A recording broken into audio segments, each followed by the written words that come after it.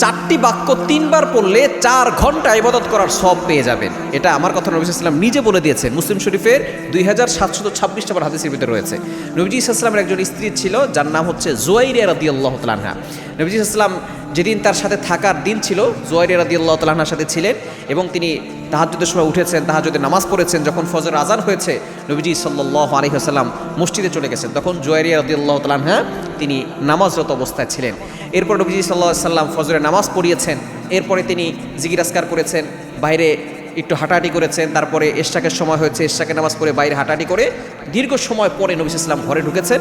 ঘরে ঢুকে দেখেন যে জুয়াইরিয়া রাদিয়াল্লাহু তাআলা আনহা এখনও তিনি সেই জায়নামাজে বসে আল্লাহর ইবাদত করছেন।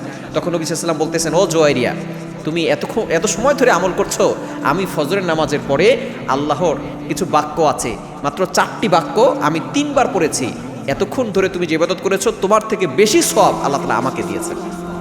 কেন ইমাজিন, আপনি কল্পনা করতে পারছেন জুয়াইরিয়া রাদিয়াল্লাহু তাআলা আনহা কত সময় ধরে ইবাদত করছেন? নবী সাল্লাল্লাহু আলাইহি ওয়াসাল্লাম বলতেছেন, মাত্র 4টা বাক্য 3বার পড়েছি, তোমার থেকে বেশি সওয়াব আল্লাহ আমাকে দিয়েছেন। বাক্যগুলো কি? বাক্য দুটো হচ্ছে সুবহানাল্লাহি ওয়া বিহামদি আদাদা খালকি ওয়া রিজা নাফসি ওয়া জিনাতা আরশি।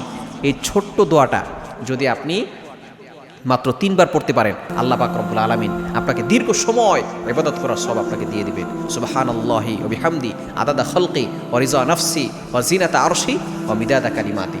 এই ছোট্ট দোয়াটা আপনি 3বার পড়বেন, ইনশাআল্লাহ দীর্ঘ সময় ইবাদত করার সওয়াব পেয়ে যাবেন।